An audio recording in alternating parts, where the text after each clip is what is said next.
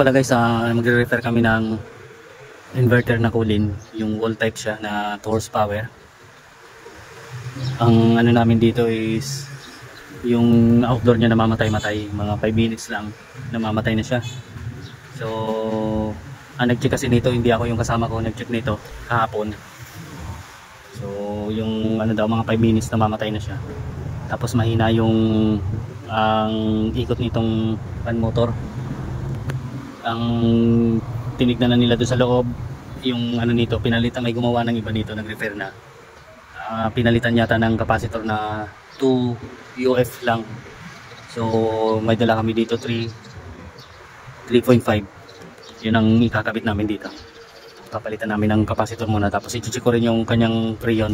Baka mamaya kulang yung kanyang freon para maano namin, para kasi namamatay-matay daw siya eh. Di ko alam kung nag-error ba sa loob, may error ba siya. Kasi di naman ako nag-check nito, yung kasama ko. So ayan, nililinis ko muna kasi ang dumi ng condenser niya.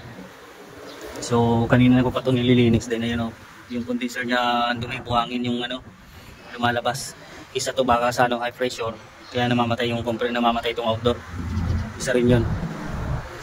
Tapos i-check ko yan kung ano, mamaya papalitan ko ng capacitor. So unahin ko muna itong linisin guys, para pagka malinis na makikita yung ano niya, kasi ang daming dumi niya, yung ano niya, buhangin oh.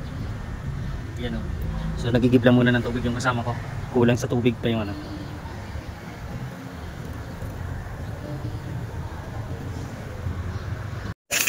So bali ito yung ano niya guys, sa dumi oh.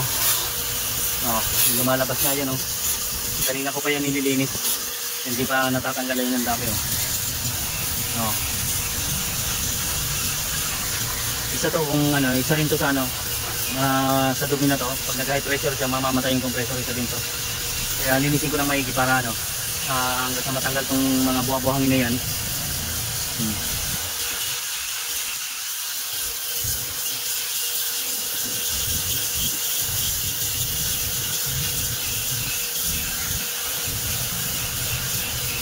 Yan o. So bali ito guys, so, pinandar ko muna, di ko muna siya pinalitan ng capacitor. Pinandar ko muna, yan yung kanyang ikot nung kanyang pan. Tapos obserbahan ko lang muna kung malinis na yung ano nito, condenser, tanggal na yung dumi niya, mga buha-buhangin niya sa pins.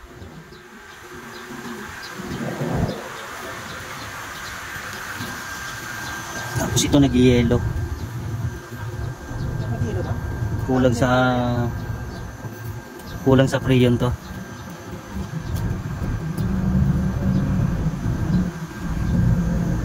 Nag-ayos no? Kulang sa freon yan. Ito kung ano lang yan? Mga 1 week. Ito. May leak siguro. Malamang may leak yan. Binaklas nyo na ito kapon? Itong ano. So nabaklas na to. Double check ko lang itong ano niya. Ay, hindi ka, nakapatay. Ikaw bukan freon. Okay na. Okay. Kasi wala na. Wala naman siya.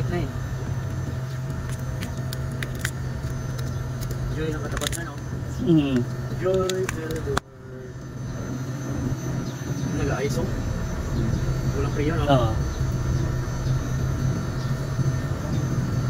Ito malangis. May katala tayo. Dala. So ito guys, medyo malangis dito. Kaya siguro ano to, dahil gini-repair na rin daw to nung iba. Iba yung nag-repair dito nung nakaraan linggo lang daw, kung pinargahan to ng freon. Tapos ngayon wala na naman.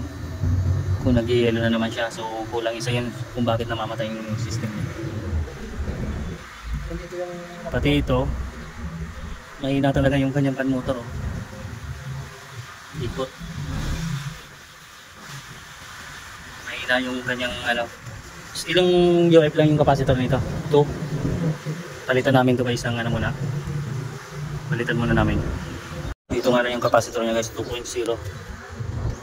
Palitan muna namin to. Okay na yung ano Brad?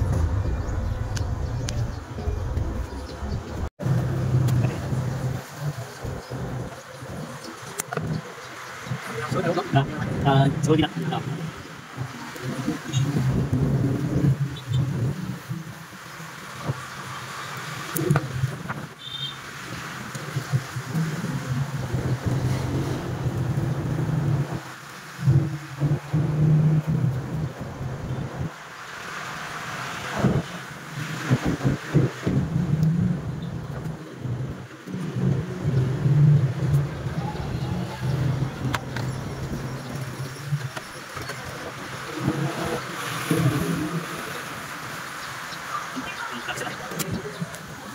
So yan guys, so malakas na yung kanyang fan motor. Kasi 2.0 lang yung nilagay nila ng capacitor. So malaki itong ano dahil 2 horsepower itong outdoor nito, itong aircon na to. Mababa yung capacitor nila. Yun ang nilagay. So ayan, ang lakas na.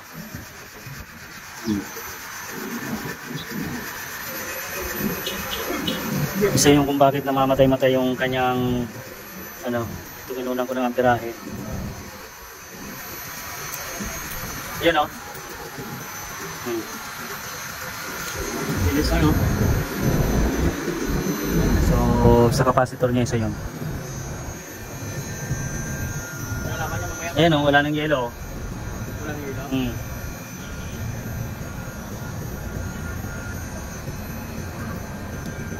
Pero malamang kulang to sa preyon.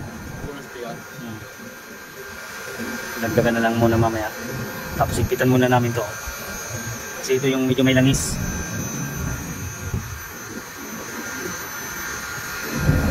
Takbo yan o.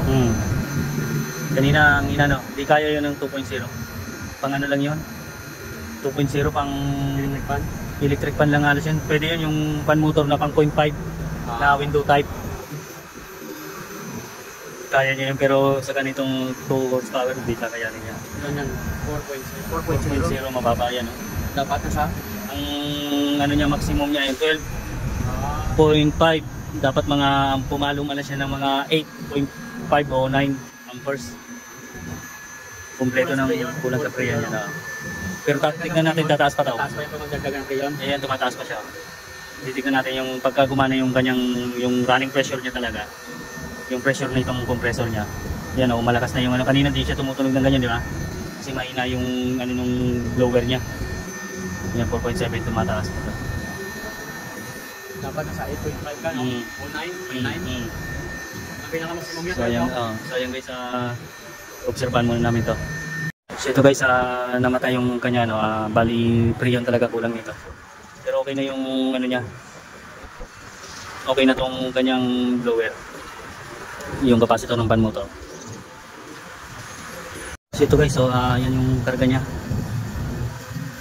Kulang. Nasa 100 lang siya. So dagdagan namin to. Ipitan natin to, Brad. Ayan o. 100 lang siya.